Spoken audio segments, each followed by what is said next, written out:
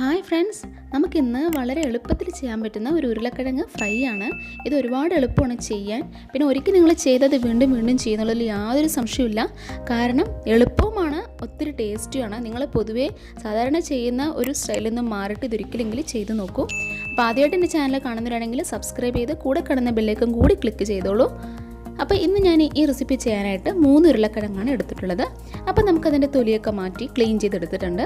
ഇനി നമുക്ക് സാധാരണ നമ്മൾ ഉരുളക്കിഴങ്ങ് ഫ്രൈ ഒക്കെ ചെയ്യാൻ വേണ്ടിയിട്ട് കട്ട് ചെയ്യുന്ന അതേ പരുവത്തിൽ തന്നെ കട്ട് ചെയ്തെടുക്കാം.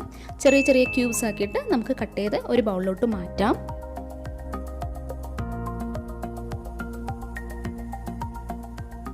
അപ്പോൾ ഇത്തരത്തിലുള്ള സൈസാക്കി മാറ്റാം. ഈ ഒരു സൈസ് ഒരു ക്യൂബ് സൈസിൽ കട്ട് ചെയ്തെടുത്തോളൂ.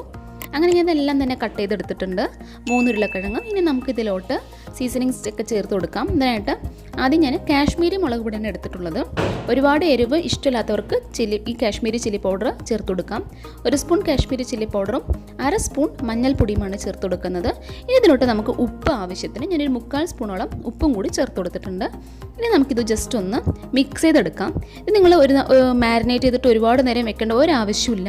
നമുക്കിപ്പോൾ തന്നെ ഇത് ഫ്രൈ ചെയ്തെടുക്കാം. അപ്പോൾ ഇനി ഇതിനായിട്ട് ഞാനിവിടെ ഒരു നോൺ സ്റ്റിക്ക് പാനാണ് എടുക്കാൻ പോകുന്നത്. നോൺ സ്റ്റിക്ക് പാൻ ഞാൻ ചൂടാക്കാൻ വെച്ചിട്ടുണ്ട്. അതിലോട്ട് 2 സ്പൂൺ എണ്ണ ചേർത്ത് കൊടുത്താൽ മതി. നമ്മൾ ഒരുപാട് ഫ്രൈ ചെയ്യാനായിട്ട് എണ്ണ ചേർക്കേണ്ട. 2 സ്പൂൺ എണ്ണ ചേർത്ത് കൊടുക്കുക. അതിലോട്ട് കടുക് പൊട്ടിച്ചെടുക്കാം. അതിലോട്ട് ഒരു കറിവേപ്പിലയും കൂടി ഇട്ട് കൊടുക്കാം. ഇനി ഇതിലോട്ട് നമ്മൾ മസാലയൊക്കെ ചേർത്ത് വെച്ചിട്ടുള്ള ഉരുളക്കിഴങ്ങ് കൂടി ചേർത്തിട്ട് ഒന്ന് മിക്സ് ചെയ്തെടുക്കാം. അപ്പോൾ നമ്മൾ പൊതുവേ കറിവേപ്പിലയും കടുകൊന്നും ചേർത്ത് ഫ്രൈ ചെയ്യാറില്ല ഉരുളക്കിഴങ്ങ്. പക്ഷേ ഇങ്ങനെ നിങ്ങൾ ചെയ്യുന്ന സമയത്ത് ഒരു സ്പെഷ്യൽ ഫ്ലേവർ നിങ്ങൾക്ക് കിട്ടുന്നതായിരിക്കും. ഇനി ഒരു 30 സെക്കൻഡ് നേരത്തേക്ക് കവർ ചെയ്ത് കുക്ക് ചെയ്യാം. അങ്ങനെ ഓരോ 30 സെക്കൻഡ് കൂടുന്തോറും നിങ്ങളൊന്ന് മിക്സ് ചെയ്യുക, എന്നിട്ട് കവർ ചെയ്ത് കുക്ക് ചെയ്യാം. ലോ ഫ്ലെയിമിൽ വെച്ച് ആണ് ചെയ്യേണ്ടത്. ഹൈ ഫ്ലെയിമിൽ വെച്ചാൽ പെട്ടെന്ന് അത് അടി പിടിക്കാൻ ചാൻസ് ഉണ്ട്. അങ്ങനെ ഒരു 2 മിനിറ്റ് നേരം കഴിയുമ്പോൾ അതൊന്നും മൊരിഞ്ഞ് തുടങ്ങും. അപ്പോൾ ചെറു തീയിൽ വെക്കാൻ മറക്കല്ലേ.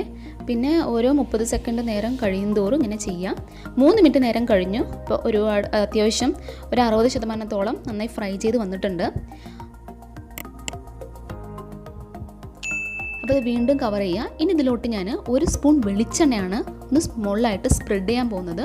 വെളിച്ചെണ്ണ ലാസ്റ്റൊക്കെ ആകുന്ന സമയത്ത് സ്പ്രെഡ് ചെയ്യുമ്പോൾ നല്ലൊരു സ്പെഷ്യൽ ഫ്ലേവർ കിട്ടും. ഒരു കറിവേപ്പിലയും കൂടി നമുക്കിതിലോട്ട് ചേർത്ത് കൊടുക്കാം. ഒന്ന് മിക്സ് ചെയ്തതിന് ശേഷം വീണ്ടും ഒന്ന് കവർ ചെയ്തിട്ട് 1 മിനിറ്റ് നേരം കൂടി കുക്ക് ചെയ്യാം. 1 മിനിറ്റ് കഴിയുമ്പോൾ കുറച്ച് മല്ലിയില സ്പ്രെഡ് ചെയ്തിട്ട് ഒന്ന് മിക്സ് ചെയ്യാം. ഇപ്പോൾ 5 മിനിറ്റ് നേരമായി നന്നായിട്ട് ഉരുളക്കിഴങ്ങ് സ്പോഞ്ച് പോലെ ഫ്രൈ ആയി വന്നിട്ടുണ്ട്. അപ്പോൾ നമുക്കിനി ഫ്ലെയിം ഓഫ് ചെയ്യാം. അപ്പോൾ നമ്മുടെ വെറൈറ്റി ഈസി ആയിട്ടുള്ളൊരു മെത്തേഡിൽ ഇവിടെ ഞാൻ പൊട്ടറ്റോ ഫ്രൈ ചെയ്തിട്ടുണ്ട്. അപ്പോൾ ഇനി ഉരുളക്കിഴങ്ങ് വാങ്ങുന്ന സമയത്ത് ഉറപ്പായിട്ട് ഈ ഒരു മെത്തേഡിൽ ചെയ്ത് നോക്കൂ. ഒരിക്കൽ ചെയ്താൽ നിങ്ങൾ വീണ്ടും വീണ്ടും ചെയ്യുന്നുള്ളതിൽ യാതൊരു സംശയമില്ല. അപ്പോൾ നിങ്ങൾക്കിനി എത്തരത്തിലുള്ള വീഡിയോ ആണ് വേണ്ടത് എന്നുള്ളതും കൂടി കമൻറ്റ് ബോക്സിൽ പറയുകയാണെങ്കിൽ എനിക്ക് അറിയാവുന്നെങ്കിൽ ഞാൻ അപ്ലോഡ് ചെയ്യുന്നതായിരിക്കും. അപ്പോൾ എൻ്റെ ഈ വീഡിയോ ഇഷ്ടമായെങ്കിൽ മറക്കാണ്ട് ലൈക്ക് ചെയ്തോളൂ. ഇപ്പം തന്നെ നിങ്ങളുടെ ഫ്രണ്ട്സിനും മറ്റെല്ലാവർക്കും ഷെയർ ചെയ്ത് കൊടുത്തോളൂ. പിന്നെ എൻ്റെ ഈ ചാനൽ സബ്സ്ക്രൈബ് ചെയ്യുക, കൂടെ കാണുന്ന ബെല്ലേക്കും കൂടി ക്ലിക്ക് ചെയ്യുക. നമുക്കിനി അടുത്തൊരു വീഡിയോയിലോട്ട് കാണാം. അതുവരെ എല്ലാവർക്കും ഗുഡ് ബൈ.